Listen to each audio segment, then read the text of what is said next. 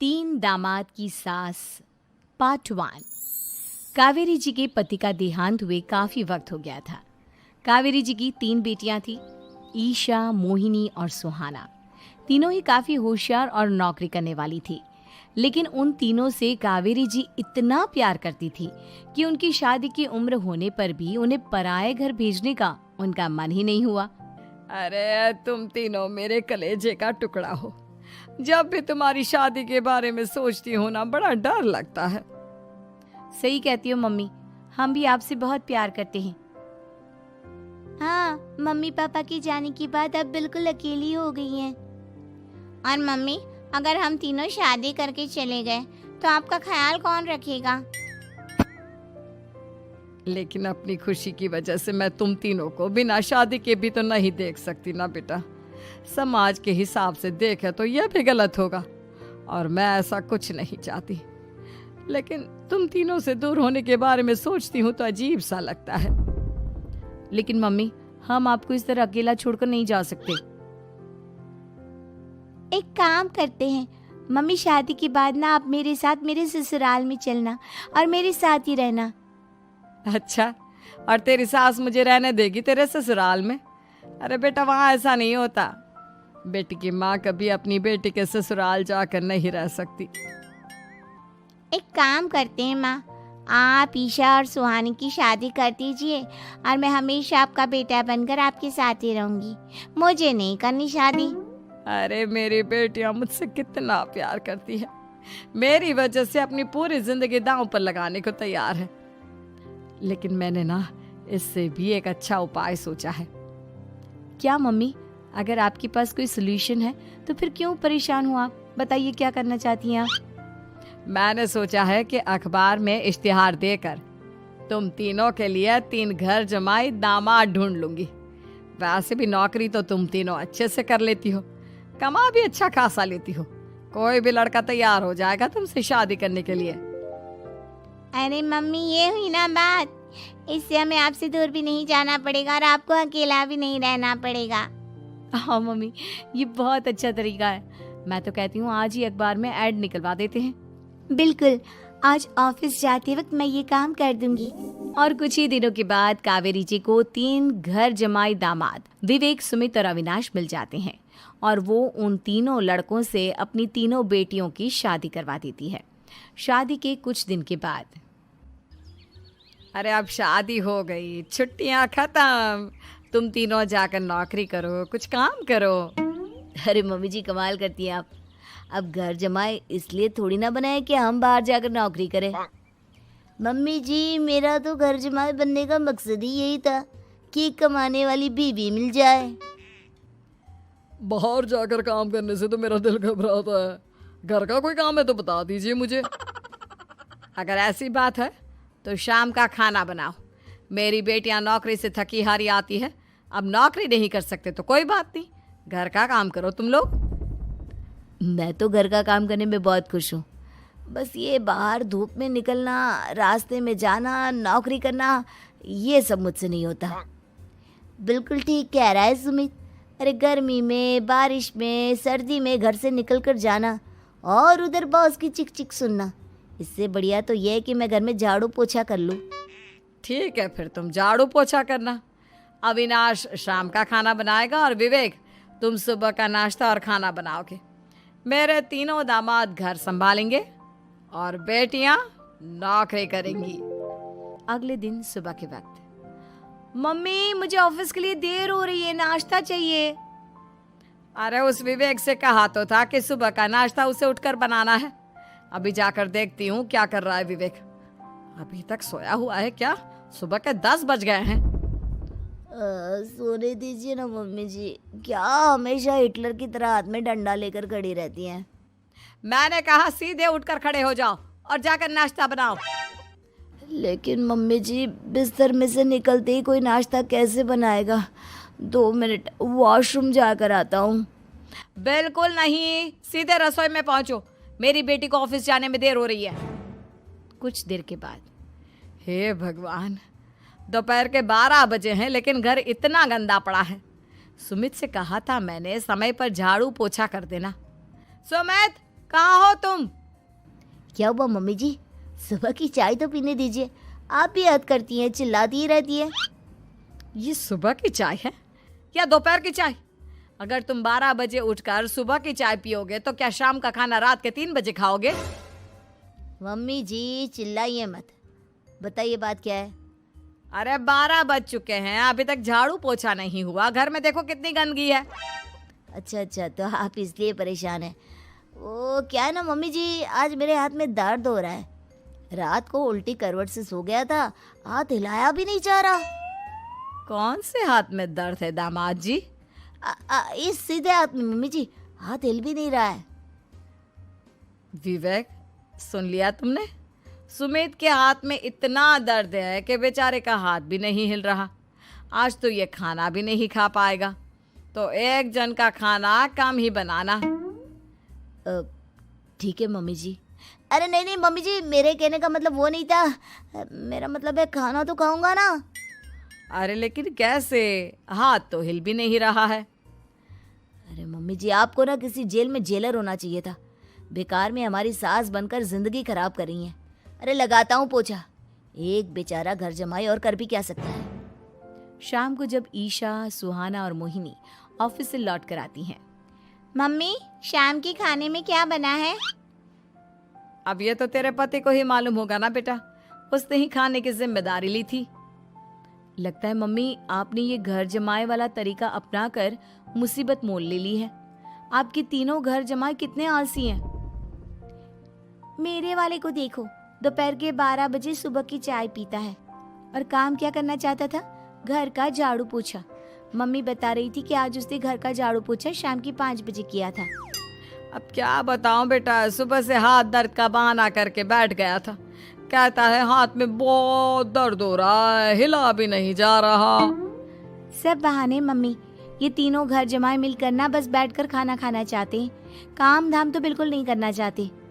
अरे लेकिन ऐसे काम नहीं चलेगा ना, मुझे इन तीनों को सबक सिखाना ही पड़ेगा।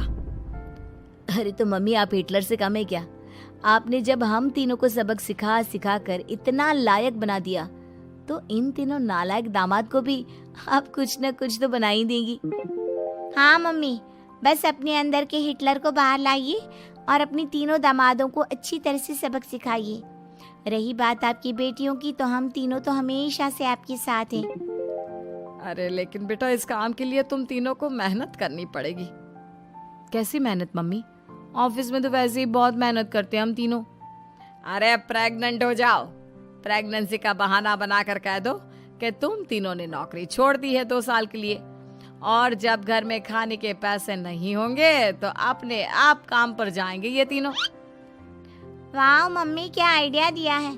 मैं तो कल ही जाकर कहने वाली हूँ कि मैं प्रेग्नेंट हो गई हूँ। फिर देखना कैसे मेरा पति अविनाश भाग भाग कर काम पर लग जाएगा। और फिर 2 दिन के बाद, सुमित, मैं ना प्रेग्नेंट हूँ और इसलिए अगले 2 साल के लिए मैंने अपनी जॉब छोड़ने का फैसला ले लिया है। विवेक, पापा बनने वाले हो तुम। अब से ना तुम्हें ऑफिस जाना होगा, क्योंकि मैं तो 2 साल के लिए छुट्टी पर चली गई हूँ। अविनाश, अब तुम्हें जिम्मेदारी संभाल लेनी चाहिए, वरना ये घर कैसे चलेगा। हम दोनों मम्मी पापा बनने वाले हैं। लेकिन कावेरी के तीनों आलसी दामादों पर अपनी बीवियों की बात का कोई असर नहीं हुआ। धीरे धीरे कावेरी जी को चिंता होने लगी, क्योंकि उनके प्लान के हिसाब से तीनों बेटियों ने ऑफिस जाना बंद कर दिया था। आखिर क्या तरीका अपनाएंगी कावेरी अपने आलसी दामादों को काम करना सिखाने के लिए? जानने के लिए सुनिए इस कहानी का पार्ट 2। 3 दामाद की सास, पार्ट 2। अब तक आपने सुना कि कावेरी जी अपनी तीनों बेटियों ईशा, मोहिनी और सुहाना की शादी 3 घर जमाई लड़कों के साथ करवा देती है। उन्हें लगता है कि ये लड़के शायद घर का कामकाज संभाल लेंगे, लेकिन उनके तीनों घर जमाई बहुत आलसी थे। वो नौकरी भी नहीं करते थे और बाहर का काम भी नहीं। कावेरी जी ने अपनी बेटियों से कहा कि वो प्रेगनेंसी का बहाना बनाकर अपने पतियों को सबक सिखाए। अब सुनिए आगे। मम्मी, आपने जैसा कहा था हमने वैसा ही किया, लेकिन देखिए ना, विवेक का हाल तो वैसा का वैसा ही है। घर में ना सुबह का नाश्ता बनता है और ना खाना, नौकरी पर जाने की बात करूं तो खाने को दौड़ते हैं मुझे। हाँ मम्मी, मैंने भी सुमित को कितनी बार कहा कि अगर नौकरी नहीं करनी तो कोई छोटी सी दुकान ही खोल लो, घर का खर्चा कैसे चलेगा। देखो दोपहर के 12 बजने आए और जनाब अभी तक सो रहे हैं। हाँ मम्मी, ईशा और सुहाना ठीक कहती हैं। अविनाश का भी यही हाल है। जब मैंने अपनी प्रेगनेंसी के बारे में कहा तो मुझसे कहने लगा, अरे दूसरी लड़कियां तो 9-9 महीने तक नौकरी करती है, बस डिलीवरी के टाइम छुट्टी लेती है। मोहिनी तुम भी नौकरी करो। अब मुझे कहाँ नौकरी मिलेगी। मम्मी बताओ अब मैं क्या करूँ। हे भगवान, क्या सोचकर घर जमाई दामाद लाई थी मैं कि मेरी बेटियां मेरे पास रहेंगी और खुश रहेंगी, लेकिन इन आलसी दामादों ने तो हमारी जिंदगी को भी प्रॉब्लम में डाल दिया है। मैं तो कहती हूँ मम्मी, हम लोग वापस अपनी जॉब पर जाना शुरू कर देते हैं।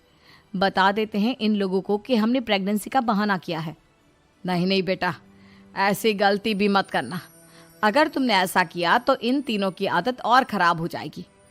अरे आज नहीं तो कल कभी तो तुम प्रेग्नेंट होगी, तब वापस यही प्रॉब्लम आएगी। तब क्या करोगी तुम तीनों? हाँ मम्मी, आपकी बात तो बिल्कुल सही है। इन लोगों को तो सुधारना ही पड़ेगा। लेकिन कैसे? अपने बच्चों के आने की खबर सुनकर भी इन लोगों पर कोई असर नहीं हो रहा। पैसे कमाने के लिए घर से बाहर निकलना ही नहीं चाहते ये तीनों। अब मेरे दिमाग में एक प्लान आया है। तुम तीनों चिंता मत करो, उन तीनों को बुलाओ, फिर मैं बात करती हूँ। थोड़ी देर बाद कावेरी जी अपने तीनों दामादों को सामने बुलाकर अपनी बात कहना शुरू करती हैं। अविनाश, सुमित और विवेक, देखो बेटा, मैं ना तुम तीनों से बड़ा प्यार करती हूँ, इसीलिए तो तुम्हें घर जमाई बना कर रखा है मैंने। अरे मम्मी जी, सीधे सीधे कहिए ना, क्या बात है? प्यार तो हम भी आपको बहुत करते हैं। अरे मम्मी जी, आपकी इज्जत भी बहुत करते हैं। अरे भाई, आपके जैसी सास और कमाने वाली बीवी सबको मिलती है क्या? हाँ मम्मी, विवेक और सुमित ठीक कह रहे हैं। आपकी बेटी से शादी करके मेरी तो ज़िंदगी ही अच्छी हो गई है।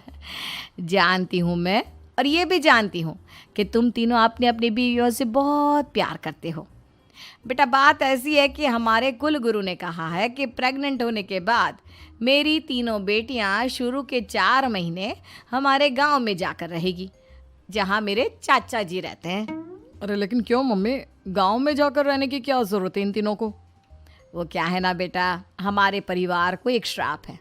अगर मेरी बेटियों ने यहाँ पर बच्चा पैदा करने की कोशिश की तो उनके बच्चों को कुछ भी हो सकता है। इसलिए अब से लेकर 4 महीने पूरे होने तक इन्हें गांव वाले घर में रहना पड़ेगा। हाँ तो इसमें प्रॉब्लम क्या है मम्मी जी? हम भी वहाँ जाकर रहेंगे, पिकनिक मनाएंगे। अरे भाई, बीवी जहाँ हम भी वहाँ। हाँ यार, आइडिया तो बहुत अच्छा है। शहर की ज़िंदगी में रह रहकर परेशान हो चुके हैं, अब कुछ दिन गांव में बिताएंगे। तुम लोग समझने की कोशिश क्यों नहीं करते? तुम में से कोई भी वहाँ नहीं जा सकता, और मैं यहाँ रहूँगी ना तुम तीनों के साथ। 4 महीने की तो बात है, उसके बाद ये तीनों ही लौट कर आ जाएंगी। ठीक है मम्मी जी, अब हमारे बच्चों का सवाल है तो ये तो करना ही पड़ेगा। कावेरी अपनी तीनों बेटियों को कुछ दिन के लिए घर से बाहर कहीं दूसरे शहर में रहने के लिए भेज देती है। कुछ दिनों के बाद, अरे मम्मी जी, बहुत दिन से पिज्ज़ा नहीं खाया, मंगवाइए ना। क्या बताऊं बेटा, पहले तो बेटियां खर्चा दे देती थी क्योंकि उनकी नौकरी थी, लेकिन अब तो मेरे पास पैसे ही नहीं बचे। थोड़े बहुत पैसे हैं जो बच्चों की डिलीवरी में काम आएंगे। लेकिन मम्मी जी, आपकी बेटियों को वापस आने में तो अभी बहुत वक्त बाकी है। वही सोच सोच कर परेशान हो रही हूँ। सोच रही हूँ कल से दूध भी बंद करवा देती हूँ। अब दूध वाले को देने के लिए पैसे भी तो नहीं है ना। अरे नहीं नहीं मम्मी जी, अगर दूध भी बंद करवा दोगी तो मुझे चाय कहाँ से मिलेगी? और चाय के बिना मैं तो मर ही जाऊंगा। क्या करूं बेटा, इसके अलावा हमारे पास कोई ऑप्शन नहीं है। मेरे पास पैसे ही नहीं बचे। इस तरह कावेरी जी धीरे धीरे अपने तीनों दामादों को पैसे देना बंद कर देती हैं और घर में खाने पीने की चीज़ें लाना भी बंद कर देती है। अब वो तीनों बुरी तरह से परेशान होने लगे थे और इसलिए एक दिन तीनों प्लान करके घर से बाहर निकलते हैं और बाजार में जाने के बाद, यार अच्छा खाना खाए हुए कितने दिन हो गए, पता नहीं कब अच्छा खाना मिलेगा। हमारी बीवियों के जाने के बाद तो हमारी हालत भिखारियों जैसी हो गई है यार। कुछ भी हो, मुझे तो आज पिज्ज़ा खाना ही खाना है। जेब में 1 रुपया नहीं है और पिज्ज़ा खाएगा, कहाँ से आएंगे पैसे? अरे देख वहाँ सामने बोर्ड पर क्या लिखा हुआ है, कंप्यूटर पर काम करने के लिए एक आदमी की आवश्यकता है। भाई मैं तो जा रहा हूँ, काम करूँगा और शाम तक पैसे लाकर आराम से पिज्ज़ा खाऊंगा। जा जा, तुझे कोई काम नहीं देने वाला, हम तो घर जा रहे हैं। चल भाई सुमित। सुमित और अविनाश वहाँ से चले जाते हैं और विवेक उस कंप्यूटर शॉप पर सारा दिन काम करके 5,000 रुपये कमा कर घर लौट कर आता है और अपने खाने के लिए अच्छी अच्छी चीज़ें भी लेकर आता है। ये देखकर विवेक और सुमित के दिल में भी कुछ पैसे कमाने की इच्छा जागती है। अरे सुबह सुबह कहाँ चल दिए तुम? मम्मी जी एक बहुत अच्छी जगह मिली है, कंप्यूटर पर काम करने के 5,000 मिले थे कल मुझे। अगर रोज़ काम करूँगा तो पूरे 40,000 की तनख्वाह। अरे वाह, ये तो बहुत अच्छी बात है दामाद जी, आपको जाना ही चाहिए। सुमित और अविनाश विवेक को इस तरह तरक्की करते देखकर परेशान हो जाते हैं और वो दोनों भी काम की तलाश में निकल पड़ते हैं। धीरे धीरे उन दोनों को भी काम मिल जाता है। अब कावेरी के तीनों दामाद छोटी मोटी नौकरी करके अच्छा पैसा कमाने लगे थे। एक दिन कावेरी उन्हें अपने पास बुलाती है। अरे वाह, विवेक 40,000 कमा लेता है, अविनाश 60,000 और सुमित तुम भी 40,000 के आसपास कमा ही लेते हो। कुल मिलाकर तुम अच्छे खासे पैसे कमा रहे हो बेटा। हाँ मम्मी जी, बहुत मज़ा आता है जब महीने के एंड में मोटी रकम हाथ में आती है। पूछिए मत मम्मी जी, घर में रहकर रोटी बना बना कर और तो जैसा महसूस होने लगा था मुझे तो।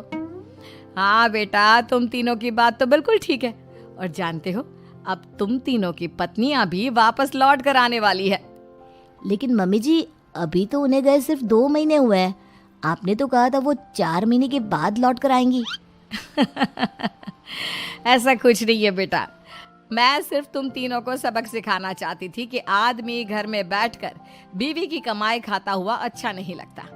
इस दुनिया में हर इंसान को मेहनत करनी चाहिए, काम करना चाहिए, चाहे वो औरत हो या आदमी, ताकि अपने परिवार को संभाल सके।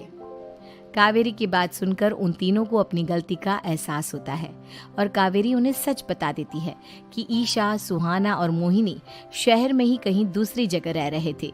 शाम के वक्त उन तीनों की पत्नियां लौट कर आ जाती है और कावेरी जी का परिवार एक खुशहाल परिवार की तरह रहने लगता है।